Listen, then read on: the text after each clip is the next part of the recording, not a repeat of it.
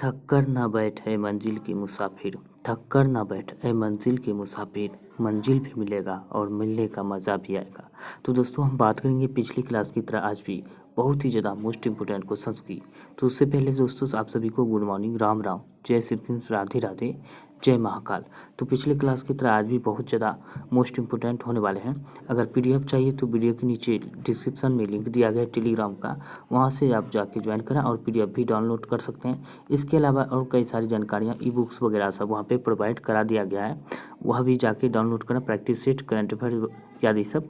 अब बात करते हैं दोस्तों यह क्लास की, हम बात करते हैं बिहार पुलिस के लिए स्पेशल चलाया जा रहा है। इसके साथ साथ आपको बिहार एसआई में भी काम आ सकते हैं, और बिहार एसआई हुआ, यूपी एसआई हुआ, दिल्ली एसआई हुआ और एसएससी हुआ, जिस भी एग्ज़ाम में सामान्य अध्ययन पूछे जाते हैं उन सारे एग्ज़ामों के लिए काफ़ी महत्वपूर्ण हो सकते हैं। तो चलिए हम बात कर लेते हैं आज की क्लास से की ओर बढ़ने से पहले आज की मोटिवेशन लाइन की हम बात करेंगे। और वीडियो पसंद आए तो वीडियो को ज़्यादा दोस्तों के साथ शेयर करें, लाइक करें और चैनल को सब्सक्राइब जरूर करें। बात करते हैं मुश्किलें हमें सिर्फ तब दिखती है, मुश्किलें हमें सिर्फ तब दिखती है जब हमारा ध्यान अपने लक्ष्यों पर नहीं होती है, अपने लक्ष्य पर नहीं होती है तभी हमको मुश्किलें दिखते हैं, और जब लक्ष्य हासिल हो जाते हैं तो मुश्किल भी आसान लगने लगते हैं। तो चलिए हम बात कर लेते हैं आज की क्लास की। तो आज का हमारा पहला सवाल है, निम्नलिखित में से संविधान का वह अनुच्छेद कौन सा है जो जम्मू कश्मीर को विशेष दर्जा प्रदान करता था, जिसे संविधान की सूची में हटा दिया गया है। बात करते हैं संविधान की सूची से हटा दिया गया है कौन सा, तो बात कर लेते हैं 370 को। 370 जो है जम्मू कश्मीर को जो है विशेष राज्य का दर्जा प्रदान करता था, इसे अब ख़त्म कर दिया गया है। अब बात कर लेते हैं इसको कम ख़त्म कर दिया गया है। जम्मू कश्मीर का हम बात करते हैं, पहले जो है अपना स्पेशल संविधान होता था, पर्सनल झंडा होता था, पर्सनल बैंक होता था, और ये हटने के बाद जो है जम्मू कश्मीर का अब सभी राज्यों की तरह समान हो गए हैं, जिस तरह सभी राज्यों में लागू होते हैं उस तरह हो गए हैं। अब बात करते हैं जिसे जम्मू कश्मीर को हम बात करते हैं अगस्त 2019 में राष्ट्रपति के अनुमोदन मिलने से यह जो है हटा दिया गया अगस्त 2019 के बाद। और तो अब बात करते हैं 370 के अंतर्गत 6 विषयों का समावेश किया गया है, जो अनुच्छेद 370 अस्थायी था। ठीक है, ये आपको ध्यान रखना है। बात करते हैं जम्मू कश्मीर को लेकर भारत पाकिस्तान के बीच अभी तक में 1947, 48 और 1965 में भी युद्ध लड़े जा चुके हैं, ये आपको ध्यान रखना है। अब बात करते हैं 31 अक्टूबर 2019 को जम्मू कश्मीर और लद्दाख को 2 यूटी बना दिया गया। कब? 31 अक्टूबर 2019 को, ये आपको ध्यान रखना है, बहुत ही ज़्यादा मोस्ट इंपॉर्टेंट हो जाते हैं ये डेट। अब बात करते हैं भारतीय संविधान का कौन सा भाग संविधान की आत्मा कहलाता है। भारतीय संविधान की कौन सा भाग संविधान की आत्मा कहलाता है, तो बात करते हैं यह कहलाता है संवैधानिक उपचारों का अधिकार, यानी कि अनुच्छेद 32 आर्टिकल 32 जो है भीमराव अम्बेडकर के द्वारा अनुच्छेद 32 को संविधान का आत्मा कहा गया है और संवैधानिक उपचारों का अधिकार के अंतर्गत आता है, ये आपको ध्यान रखना है। अब बात कर लेते हैं मूल अधिकार की। बात करें तो भाग 3 में होता है, वर्णित मिलता है भाग 3 में। मौलिक कर्तव्य, राज्य के नीति निर्देशक तत्व की बात करें, मौलिक कर्तव्य भाग 4 में मिलता है, ये आपको ध्यान रखें। मूल अधिकार अमेरिका से संविधान से लिया गया है और नीति निर्देशक तत्व आयरलैंड से लिया गया है, ये आपको ध्यान रखना है।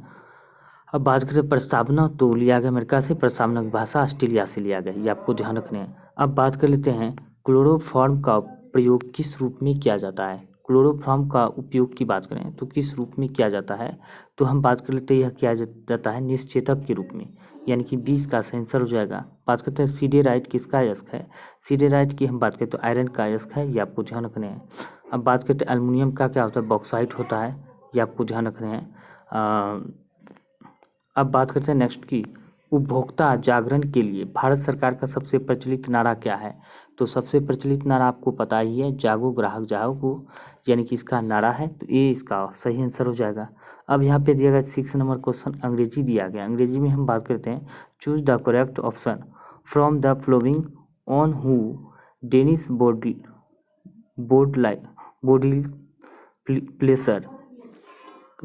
प्लेसर की हम बात करें, इसका क्या हो जाएगा, चूज द करेक्ट। तो इसका राइट आंसर की हम बात कर लेते हैं, ए हो जाएगा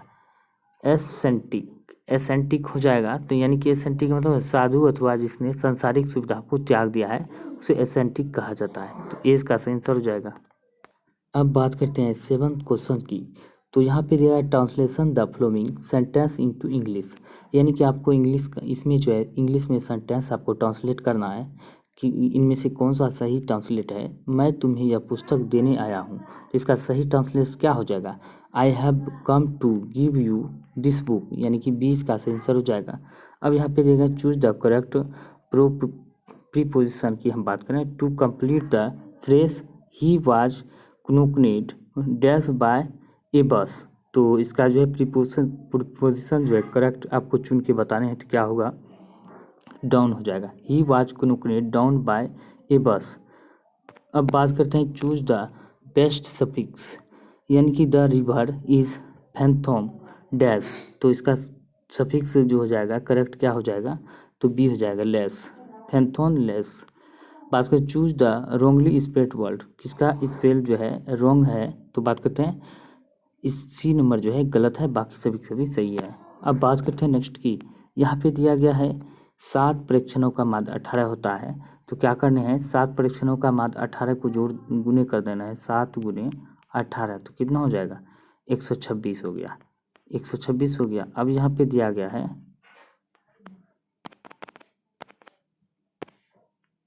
126 हो गया। अब यहाँ पे कहता है कि एक और परीक्षण को शामिल किया जाता है तो नया माध्य 18 पॉइंट यानी कि 18.5 हो जाता है। तो इसका मतलब क्या होता है? 8 गुने 1 शामिल कर देंगे साथ में, तो 1 8 हो जाएगा, गुने 18.5 हो गया, 18.5। तो इसका क्या निकल के चला आएगा? 148। अब 148 में 126 घटा देंगे तो 22 निकल के चला आएगा। तो राइट आंसर क्या हो जाएगा? 22। अब यहाँ पे दिया गया है एक आयताकार मैदान का क्षेत्रफल जो है 150 वर्ग मीटर है और इसका परिमाप 50 मीटर है। तो मैदान की लंबाई और चौड़ाई ज्ञात करना है। तो 50 और 150 है, तो आप ऑप्शन से भी इसको चूज कर सकते हैं। तो इसका राइट आंसर क्या होने वाला है? तो इसका सही आंसर की हम बात करते हैं तो ऐसे भी आप ए ऑप्शन अगर रखेंगे तो 5 से 5 गुने की लंबाई और चौड़ाई, तो लंबाई 15 और चौड़ाई 10 रखने पर 5 ढंग 50 और 10 पचे 50, तो राइट आंसर ये हो जाएंगे। तो इसको निकालना कैसे है? तो निकालना कैसे है, जब आयताकार मैदान का क्षेत्रफल दिया गया 150, तो आपको पता है ये क्षेत्रफल क्या होता है? लंबाई, इसका क्षेत्रफल क्या होता है? लंबाई गुने चौड़ाई होता है, यानी कि इसका 150 क्षेत्रफल दिया गया है, हो गया। अब यहाँ पे इसका परिमाप निकालने 2 इंटू लंबा जोड़ चौड़ा हो जाता है, आप सभी को पता है 2 इंटू लंबा जोड़ चौड़ा हो जाता है, बराबर कितना हो जाएगा? 50 दिया हुआ है परिमाप, इसको कटा देंगे 2 से तो 25 निकल के चलाएगा। लंबाई प्लस जो है एल प्लस बी दोनों मिला के कितना हो गया? 25 हो गया। तो इसमें क्या है? 15 10 25 और 15 ढंग 150। यहाँ से आपको पता चल गया, निकल गया, ये ऑप्शन हो जाएगा। इस तरह भी आप निकाल सकते हैं। अब बात करते हैं एक घन के विकर्ण पर बने वर्ग का क्षेत्रफल 192 वर्ग सेमी है, तो घन की भुजा सेमी क्या होगी? घन की भुजा सेमी क्या होगी? तो घन की भुजा सेमी की बात करें 192 का घन का विकर्ण क्या होता है? घन का विकर्ण सूत्र होता है वर्ग क्षेत्रफल, यानी कि वर्ग का क्षेत्रफल। तो वर्ग का क्षेत्रफल कितना दिया गया? 192। तो इसको अब निकालेंगे तो कितना हो जाएगा? 8√3 हो जाएगा, 8√3 हो गया। अब घन की भुजा होता है सूत्र कितना होता है? विकर्ण बटे √3, तो विकर्ण बटे √3 होगा, विकर्ण तो ये निकल के चला गया 8√3, तो 8√3 बटे कितना हो गया? √3, और √3 कट गया तो कितना निकल गया? 8। तो राइट आंसर क्या हो जाएगा? इसका सही आंसर सी हो जाएगा, 8 निकल के चला आएगा। अब बात करते हैं यहाँ पी क्यू प्लस दिया गया है 2 इंटू पी माइनस क्यू। यदि क्यू बराबर 10 हो तो पी का मान क्या होगा? तो क्यू बराबर आप 10 को रख देंगे तो क्या हो जाएगा? पी प्लस क्यू बराबर 2p माइनस 2q है। तब p बराबर कितना दिया गया? p बराबर 3q है ही यहाँ पे दिया गया है। और इसको क्या करेंगे? 3 गुने 10 कर दें, कितना हो जाएगा? यानी कि 30 हो जाएगा, यानी कि राइट आंसर डी हो जाएगा। अब यहाँ पे दिया गया है एक घन के विकर्ण की लंबाई इतना दिया गया है 15√3 है, इसके संपूर्ण पृष्ठ क्षेत्रफल ज्ञात करना है। संपूर्ण पृष्ठ क्षेत्रफल क्या होगा? तो घन का विकर्ण आपको पता ही है √3 गुना भुजा होता है, यानी कि ये हो गया बराबर कितना दिया गया? 15√3 दिया गया। तब तो यहाँ पे √3 खत्म हो गया, भुजा बराबर 15 हो गया। अब यहाँ पे दिया है कितना? घन का संपूर्ण क्षेत्रफल अगर निकालना है तो कितना हो जाता है? 6 गुना भुजा स्क्वायर होता है, आप सभी को पता ही है 6 गुना भुजा स्क्वायर होता है। इसमें क्या करेंगे, 6 गुना कितना कर देंगे, 15 पे स्क्वायर कर देंगे, तो 125 गुने 6 कर देंगे, तो राइट आंसर 13 25 50 हो जाएगा। तो डी इसका सही आंसर हो जाएगा। अब बात करते हैं यहाँ पे शब्द कोपाकुल का क्या अर्थ है। शब्द कोपाकुल का अर्थ की बात करें तो क्रोध से बेचैन, तो 20 का आंसर हो जाएगा। मीराबाई का जन्म कहाँ हुआ था, तो मीराबाई का जन्म की बात करें राजस्थान में हुआ था, डी इसका आंसर हो जाएगा। अशोक वाजपेयी का जन्म कहाँ हुआ था, अशोक वाजपेयी की बात करें तो छत्तीसगढ़ में इसका जन्म हुआ था। बात करते हैं 19 की, तो आणवियों किनकी रचना है, आवनियों किसकी रचना है, तो इसका सही आंसर हो जाएगा अशोक वाजपेयी की। शोक किस रस की अस्थायी भाव है, तो शोक की हम बात करें तो यह करुण रस की अस्थायी भाव है, 20 का सही आंसर हो जाएगा। बात करें तो प्रकाश तरंगें होती है, तो प्रकाश तरंगें होती है कैसी, तो यह होती है विद्युत चुम्बकीय तरंग, ये इसका सही आंसर हो जाएगा। अब बात कर लेते हैं नेक्स्ट की, समतल दर्पण द्वारा बने प्रतिबिंब के संबंध में कौन सा कथन गलत है, तो कथन गलत कौन है, बीम के समान साइज का होना बिल्कुल सही है, काल्पनिक होता है ये भी सही है, समतल दर्पण उतना ही पीछे होता है जितना कि वस्तु समतल दर्पण के सामने होता है, बिल्कुल सही है, वास्तविक होता है ये गलत है, तो राइट आंसर डी हो जाएगा। अब बात कर लेते हैं एक तरंग की आवृत्ति एवं आवर्तकाल का गुणनफल होता है, तो एक तरंग की आवृत्ति एवं आवर्तकाल का गुणनफल की बात करें तो 1 होता है, तो 20 का सही आंसर हो जाएगा।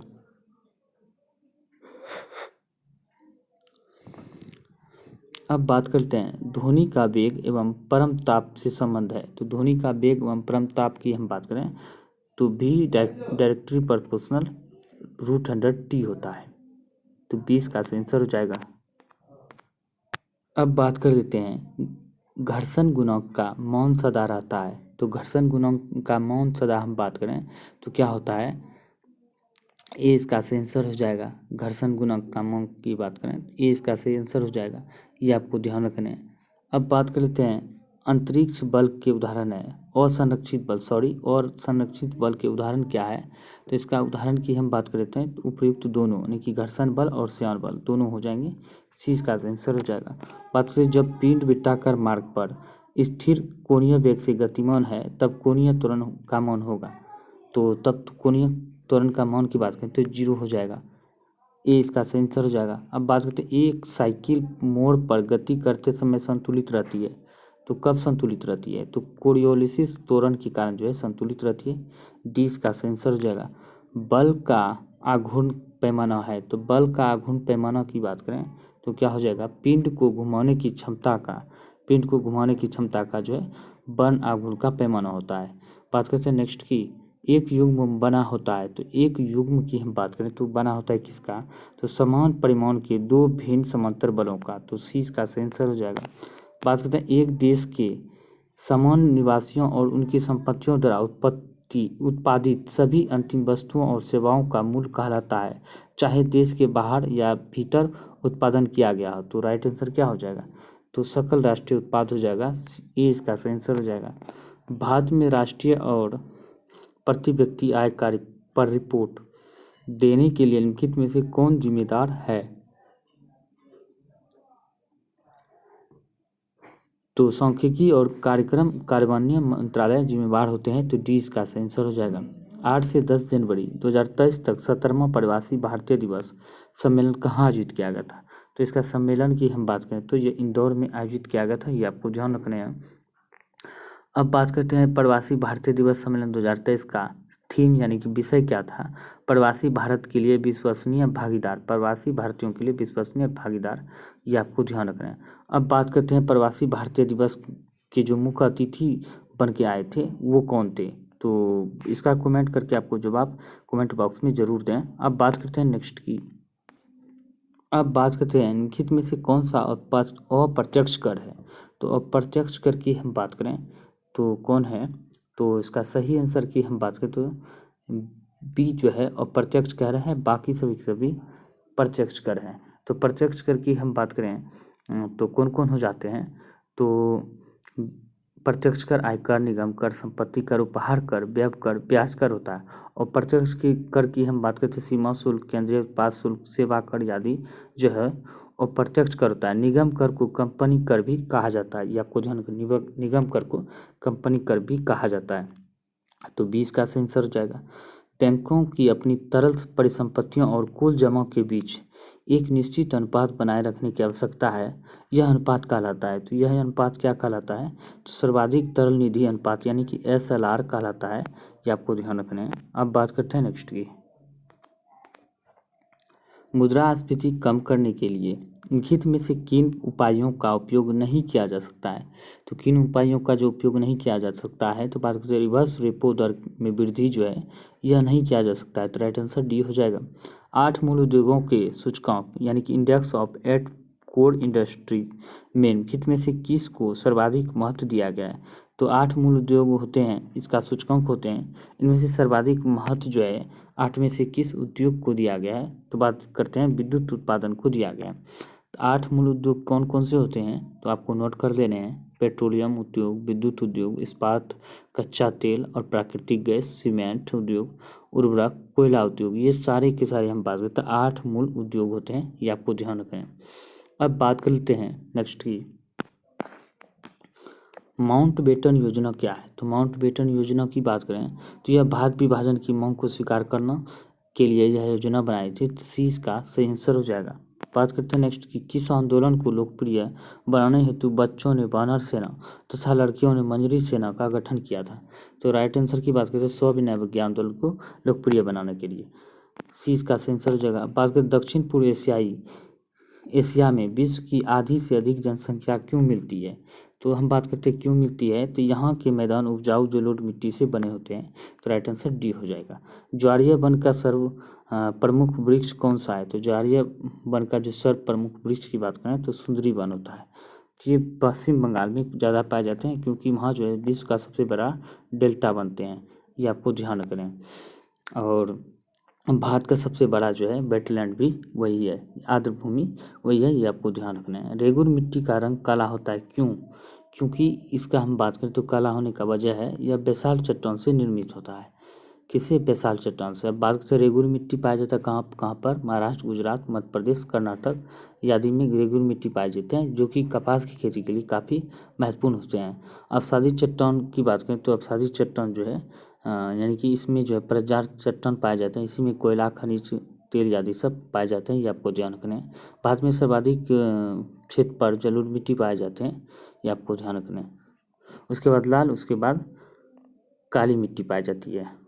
सबसे ज़्यादा जलोढ़, उसके बाद लाल, उसके बाद काली। अब बात करते हैं नेक्स्ट की।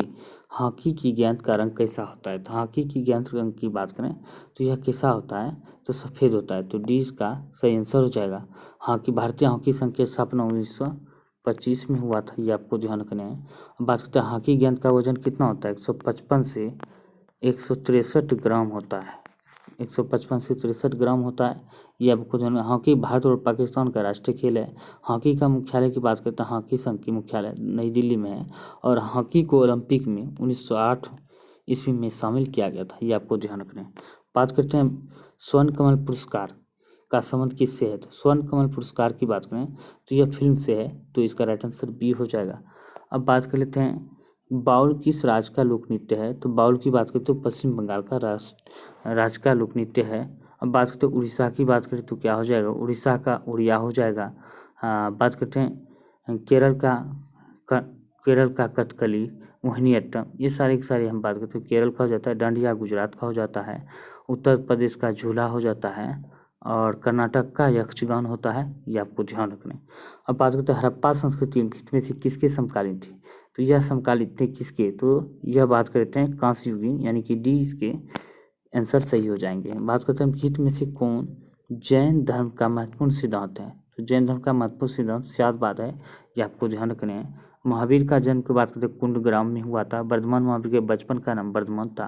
पिता सिद्धार्थ था, माता तीसरा और उनकी पत्नी यशोदा और बेटी का नाम था अनुजा प्रियदर्शनी, दामाद का जमारी था और इसकी मृत्यु 468 ईसा पूर्व में पावापुरी में हुआ था। ये आपको ध्यान रखने। 540 ईसा पूर्व में इसका जन्म हुआ था। अब बात करते हैं नेक्स्ट की। महात्मा बुद्ध द्वारा प्रतिपादित मध्यम मार्ग कर्म के कितने सिद्धांत समाविष्ट है? तो कितने सिद्धांत समाविष्ट है? तो बात करते हैं 10। तो महात्मा बुद्ध के बारे में हम भी बात कर लेते हैं। 563 ईसा पूर्व में इसका जन्म हुआ था।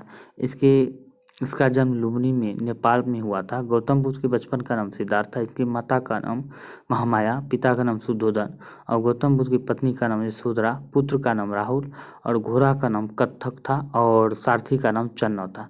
यह 80 वर्ष की उम्र में, महावीर 72 वर्ष की उम्र में मरा था और मृत्यु हुआ था और 80 वर्ष की उम्र में इसका मृत्यु 483 ईसा पूर्व में हुआ था।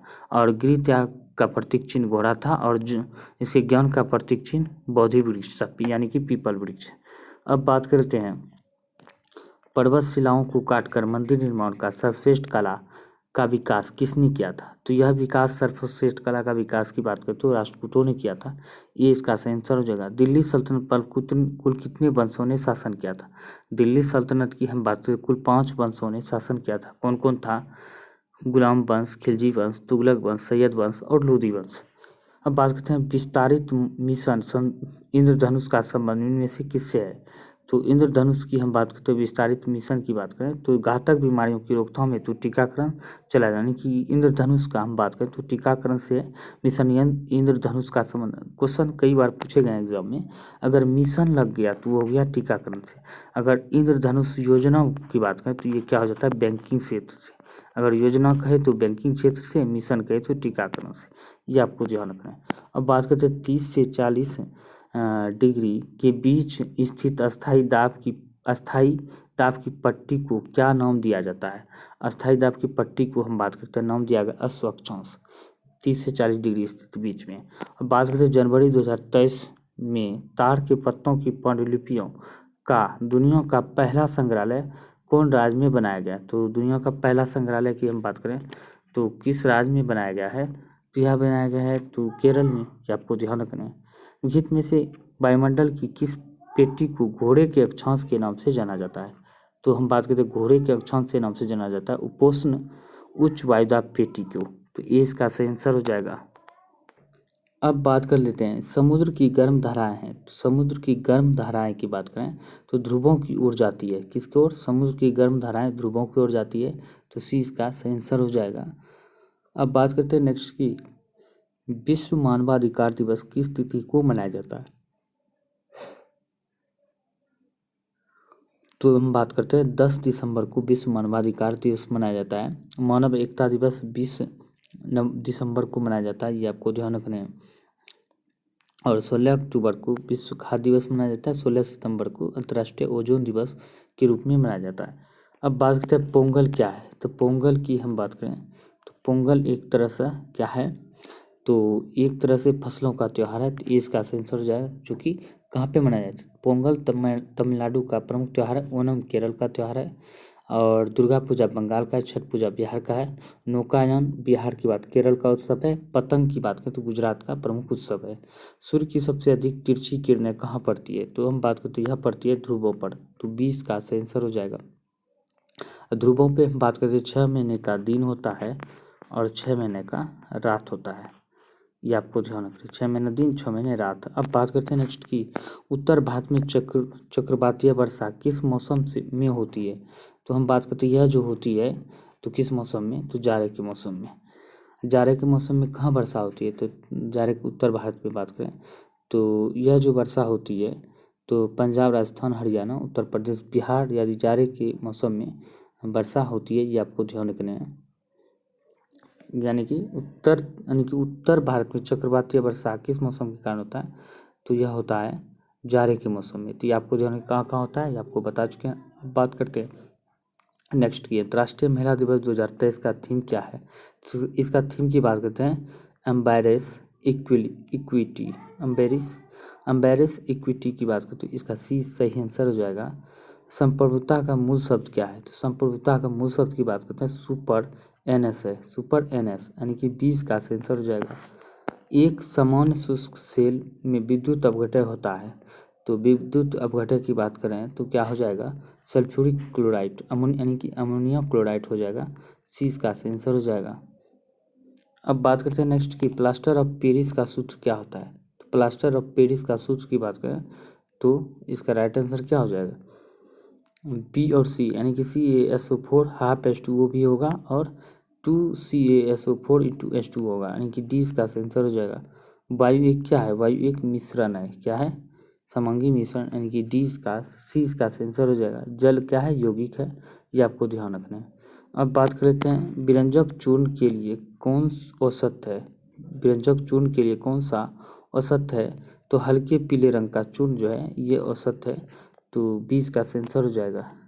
अब बात कर लेते हैं मधुमक्खी कॉलोनी के सदस्य एक दूसरे को किस प्रकार पहचानते हैं, तो एक दूसरे को हम बात करें तो गंध से पहचानते हैं, तो ये इसका सही आंसर हो जाएगा।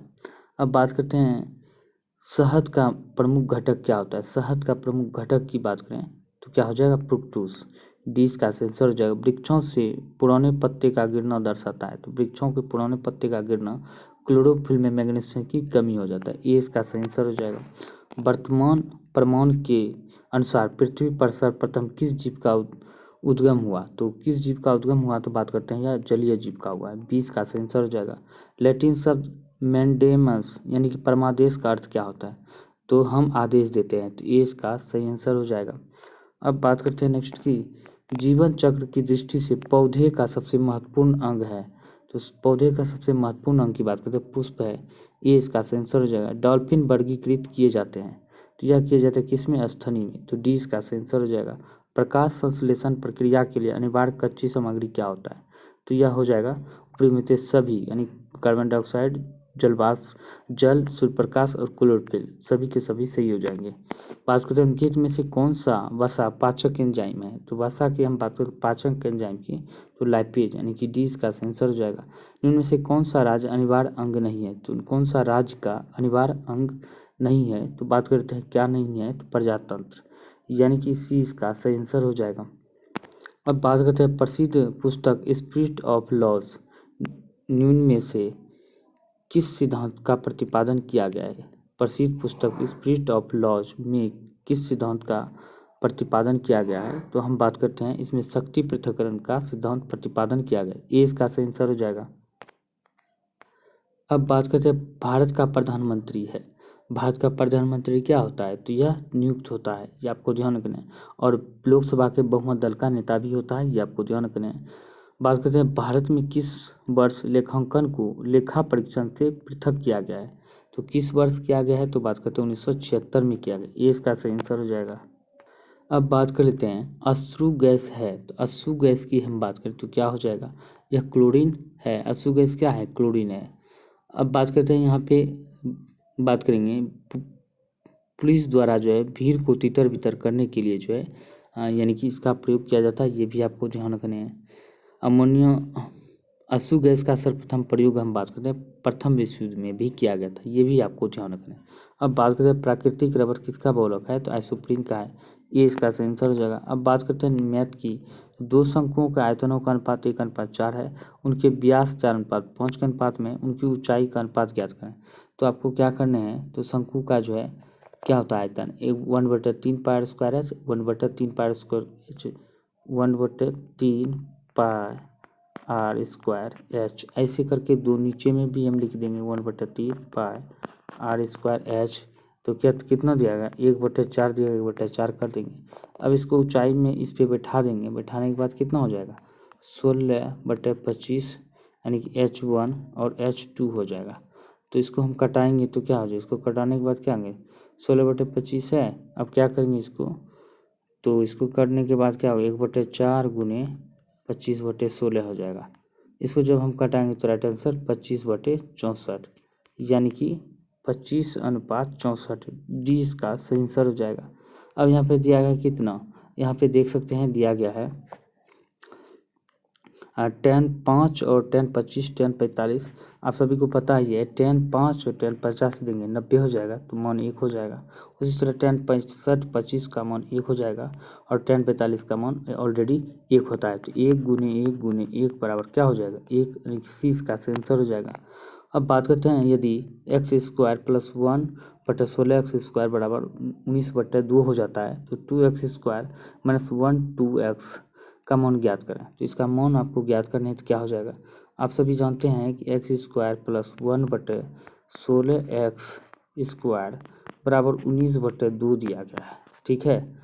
अब इसको क्या करेंगे, तो दोनों साइड क्या है, तो एक्स स्क्वायर यहाँ पे जब भाग देंगे तो क्या हो जाएगा, इसमें जब भाग देंगे x minus 1/4 x square plus 2x plus यहाँ पे 2x 1/4x बराबर 19/2 हो जाएगा। अब क्या करेंगे, 19/2 में -1/2 कर देंगे तो बराबर 9 निकल के चला आएगा। अब किसका वर्ग हो जाता है, तो x माइनस 1/4x बराबर 3 हो जाएगा। 9 को वर्ग करेंगे 3 हो जाएगा। और अब इसमें क्या आ गया, 2 से गुना करने के बाद 2 से अब क्या करेंगे, गुना कर देंगे तो कितना हो जाएगा, 3 में अगर 2 से दोनों साइड गुना करेंगे, इधर भी दोनों 2 से गुना करेंगे और इधर भी 2 से गुना करेंगे तो क्या हो जाएगा, 6 निकल के चलाएगा। तो राइट आंसर 6 हो जाएगा। बात करते हैं रोमन के अक्षरों को, यानी कि RUMOUR के अक्षरों को कितने अलग अलग तरीकों से क्रमबद्ध किया जा सकता है। तो इसको क्रमबद्ध करने हैं तो कितने अंक है, यहाँ पे गिन लेंगे पहले कितना अक्षर है, 2 2 4 2 6 है। तो क्या करेंगे, तो रिपीट कौन सा होता है, रिपीट U 2 बार रिपीट हुआ है, इसको क्या करेंगे 6 गुना 5 गुने 4 गुने 3, यानी कि रिपीट जो हुआ है 2 एक बार रिपीट हुआ है तो 2 लिख देते हैं नीचे में। तो इसको क्या करेंगे, कटा देंगे, कितना हो जाएगा 36 गुने 5 तो बराबर कितना हो जाएगा 180। तो राइट आंसर ए हो जाएगा। अब बात करते हैं 3 सिक्के उछाले जाते हैं, कम से कम एक जीत आने की क्या प्रयोगता होगा। 3 सिक्के हम उछालते हैं, कम से कम एक आने की प्रयोगता क्या हो जाएगा। तो हम बात करते हैं 3 सिक्के उछालेंगे एक साथ, यानी कि 3 सिक्कों को उछालने में कुल परिमाणों की संख्या कितनी हो जाएगा। 3 सिक्कों को जब हम उछालेंगे, उछालने में कुल परिमाण की संख्या 8 हो जाएगा, परिणामों की संख्या 8 हो जाएगा। अब यहाँ पे क्या करें, तो अब यहाँ पे 8 हो जाता है तो कम से कम एक आने की प्रयोगता है, यानी कि इसमें जो एक घटा देंगे तो कितना हो जाएगा 7/8। राइट आंसर सी हो जाएगा। अब बात कर लेते हैं 1789 की क्रांति के बाद फ्रांस में किस प्रकार की शासन व्यवस्था स्थापित की गई थी। तो हम बात करते हैं यहाँ स्थापित की गई सर्वाधिक यानी कि संवैधानिक राजतंत्र। 20 का सेंसर हो जाएगा। जुटे हुए खेत का प्रमाण किस हड़प्पाई स्थल से मिला है। तो बात कर लेते हैं यह मिला है किससे, तो कालीबंगा से। बाद में हरित क्रांति का दशक की बात करें तो क्या हो जाएगा, हरित क्रांति का दशक 1960 दशक में 1966-67 में हरित क्रांति का शुरुआत हुआ 1966-67 में, ये आपको ध्यान रखना है। बात कर लेते हैं हरित क्रांति का जनक नॉर्मन बोरलॉग थे, ये आपको ध्यान रखने हैं। अब बात करते हैं भारत में हरित क्रांति का जनक स्वामीनाथन और वर्ल्ड में नॉर्मन बोरलॉग थे। अब बात करते हैं भारत में कुल्लू घाटी में से किसकी खेती के लिए प्रसिद्ध है। भारत में कुल्लू घाटी की बात करें तो किसकी खेती के लिए प्रसिद्ध है, सेब की। गीत में से वह इस्पात संयंत्र कौन सा है जिसकी स्थापना द्वितीय पंचवर्षीय योजना के दौरान नहीं की गई थी। तो किसका किसका किया गया था, ये आपको ट्रिक पे याद रखना, भिदुरा यानी कि भिलाई, दुर्गापुर और राउरकेला, ये तीनों दूसरी पंचवर्षीय में हुआ था। लेकिन हम बात करें तो किसका नहीं था, बोकारो का नहीं था। ये जो हुआ था तीसरी पंचवर्षीय योजना में हुआ था 1964 में। तो राइट आंसर क्या हो जाएगा, 1964 में हुआ था। राइट आंसर ए हो जाएगा। अब बात करते हैं नेक्स्ट की, निम्नलिखित में से बिजली का नवीकरणीय संसाधन है। तो बिजली का नवीकरणीय संसाधन की बात करें तो पानी है, ए इसका आंसर हो जाएगा।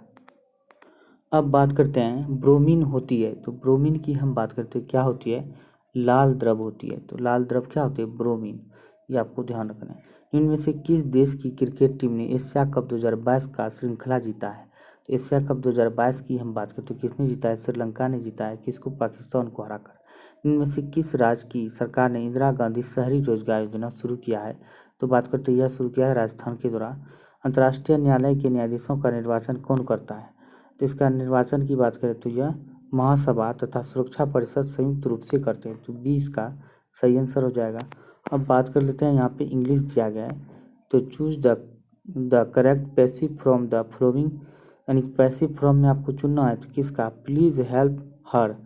प्लीज़ हेल्प हर का जो है पैसिव फॉर्म की हम बात करें तो सी हो जाएगा। You are requested to help her, C सही आंसर हो जाएगा। Choose the wrong spelled word, wrongly spelled word का आपको गलत शब्द चुनने हैं तो क्या हो जाएगा, एबेरेशन, एबेटसन इसका सही हो जाएगा, गलत है, अब बाकी सभी तो सही है।